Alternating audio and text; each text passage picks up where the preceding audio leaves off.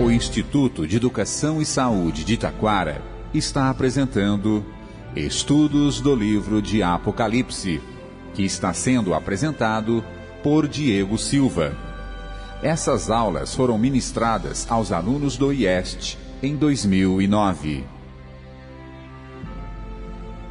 Apocalipse 22 e começando com o versículo 6.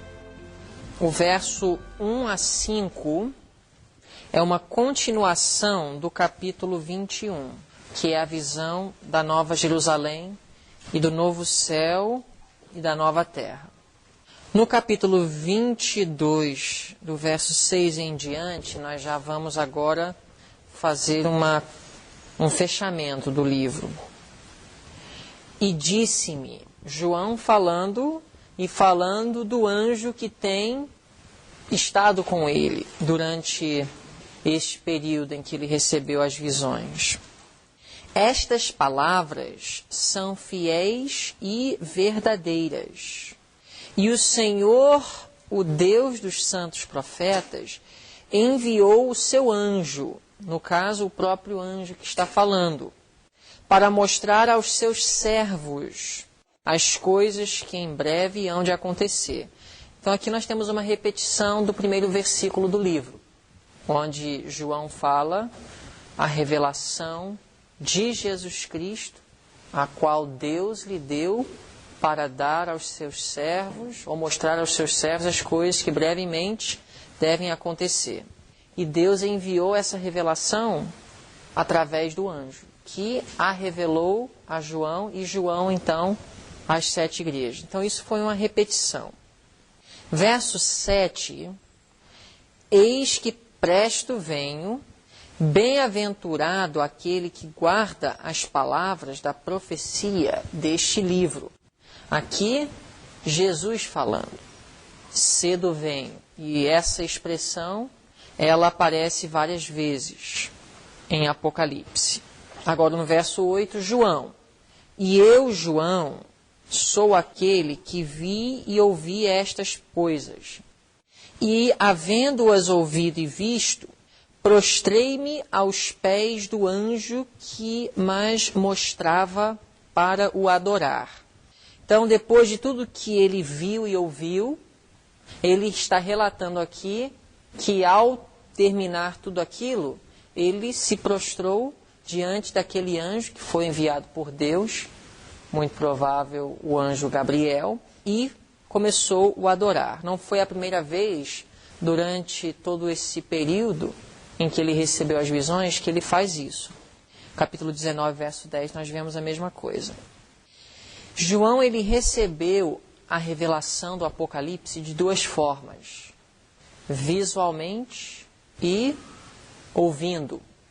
Por isso ele fala, eu, João, sou aquele que vi e ouvi.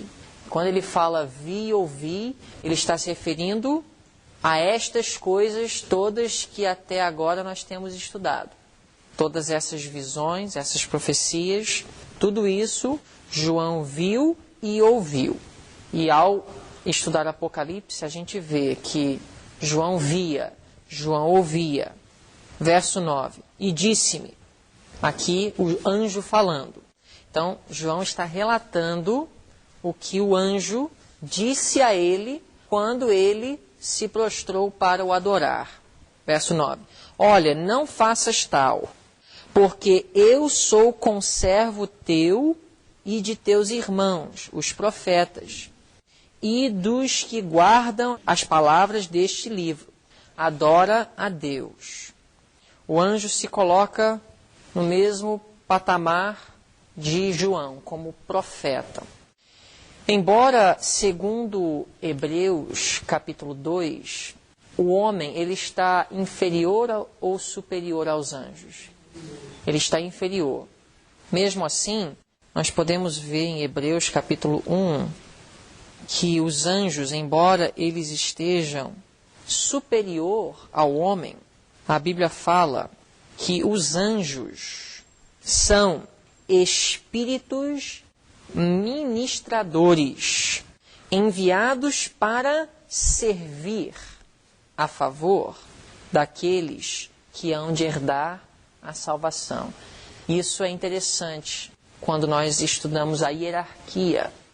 Hierarquia no céu não é como na terra, quando uma pessoa ou um ser é superior, que ele tem o direito de mandar ou de ser servido do inferior. É justamente o oposto.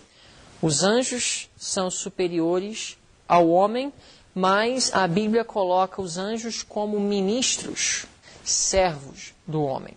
Assim também Jesus Cristo, superior ao homem, mas ele se colocou como ministro ou servo da humanidade. Então aqui no verso 9, o anjo, embora superior a João, ele fala: sou conservo teu e de teus irmãos os profetas. Verso 10, e disse-me, não seles as palavras da profecia deste livro, porque próximo está o tempo.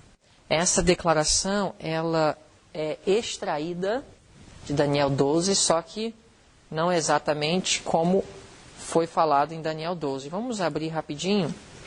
No final da história da vida de Daniel, quando ele estava concluindo o seu ministério profético, o mesmo anjo Gabriel disse a ele, capítulo 12, verso 4, e tu, Daniel, encerra ou fecha estas palavras e sela este livro. Aqui, para nos fazer lembrar como ficou o livro de Daniel, mesma linguagem usada, mas em vez de dar a ordem de selar o livro, o anjo Gabriel diz, não seles as palavras da profecia deste livro. Então, o que significaria isso? Que a profecia de Apocalipse estaria aberta. Se existe algum livro profético da Bíblia que poderíamos considerar um livro fechado, durante algum período seria o livro de Daniel, mas não de Apocalipse. Aqui nós temos uma ênfase para estabelecer esse fato. Verso 11 em diante, nós temos Jesus falando.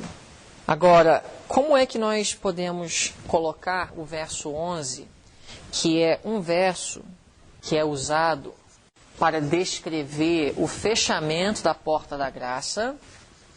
Inclusive, a irmã White, no capítulo que fala sobre o fechamento da porta da graça, no livro Grande Conflito, se eu não me engano, é o capítulo Tempo de Angústia de Jacó, ela começa citando Apocalipse 22, 11.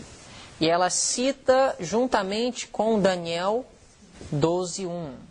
Que é o texto que fala que naquele tempo Miguel se levantará.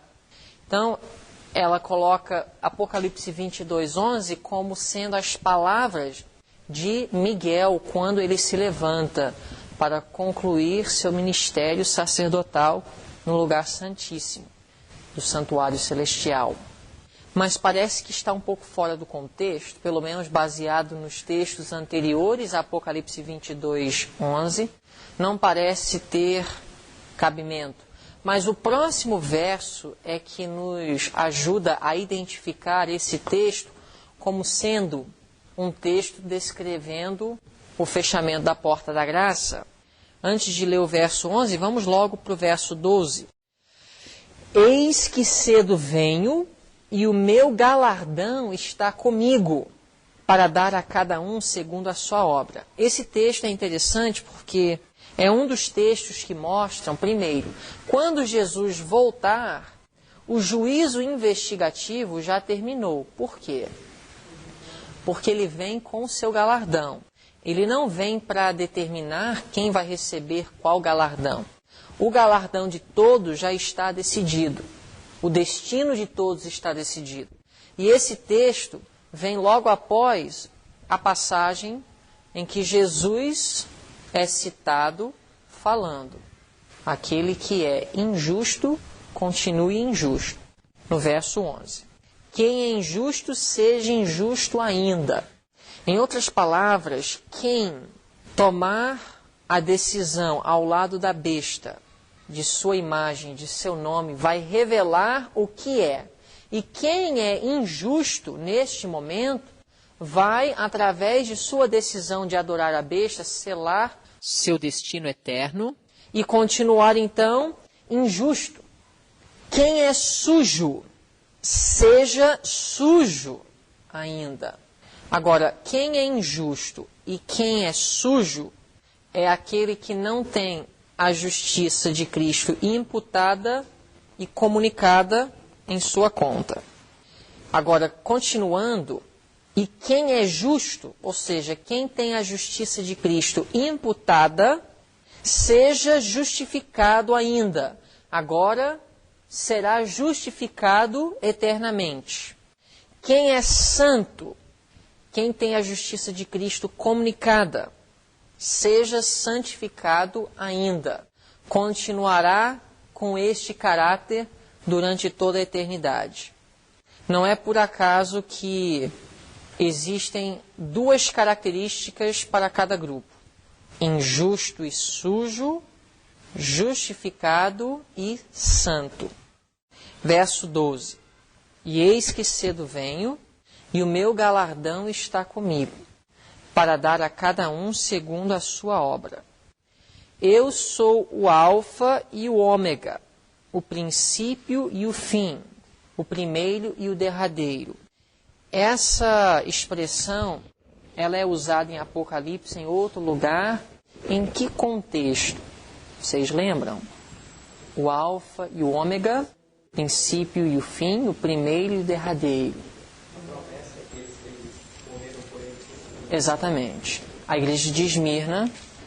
Olha, verso 17 do capítulo 1 primeiro. Vamos lá. Capítulo 1, verso 17. Jesus disse assim: E eu, quando o vi, caí a seus pés como morto.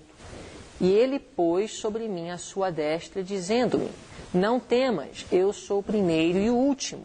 Então, ele é o primeiro e o último em que contexto? E o que vivo e fui morto, mas eis que estou vivo para todo sempre, e tenho as chaves da morte e do inferno. Capítulo 2, verso 8. Isto diz o primeiro e o último, o que fui morto e reviveu. Então, quando ele fala, eu sou o primeiro e o último, eu sou o princípio e o fim, está em que contexto? A ressurreição. Ele tem o poder de ressuscitar. Então, no capítulo 22, verso 11, nós temos a declaração que ele fará sobre os vivos quando a prova final, quando o sinal da besta for imposto. Ele vem para dar cada um segundo a sua obra, e ele é o Alfa e o Ômega, o princípio e o fim, o primeiro e o derradeiro, aquele que dá vida aos mortos em Cristo. Verso 14, ainda Jesus falando: Bem-aventurados aqueles que guardam os seus mandamentos. Alguém tem uma versão que fala lava as suas vestes? Se tiver, você tem a versão errada. Bem-aventurados aqueles que guardam os seus mandamentos. Embora, com certeza, quem lavou suas vestes no sangue do Cordeiro, automaticamente são pessoas que refletem o seu caráter e sim guardam os seus mandamentos, mas existe uma manipulação do texto em omitir guarda os seus mandamentos e apenas dizer lava as suas vestes. Vocês vão perceber que no próximo versículo, o que está relacionado com o verso 14. Bem-aventurados aqueles que guardam os seus mandamentos, para que tenham direito à árvore da vida e possam entrar na cidade pelas portas. Qual seria o oposto daqueles que guardam os mandamentos de Deus e terão direito à árvore da vida? Verso 15. A palavra mas, em contraste com aqueles que guardam os mandamentos, ficarão fora quem? Os cães, os feiticeiros, os que se prostituem, os homicidas, os idólatras e qualquer que ama e comete a mentira. Interessante que isso se repete várias vezes, Por exemplo, no capítulo 21, verso 27. E não entrará nela, na santa cidade, coisa alguma que contamine e cometa abominação e mentira, mas só os que estão escritos no livro da vida do Cordeiro. E nós sabemos quem está com o nome escrito no livro da vida do Cordeiro nos últimos dias. Alguém lembra? Mas especificamente no contexto de Apocalipse. Quem vencer a besta? Capítulo 13, verso 8. E adoraram a besta todos os que habitam sobre a terra, esses cujos nomes não estão escritos no livro da vida. Capítulo 21, versos 7 e 8.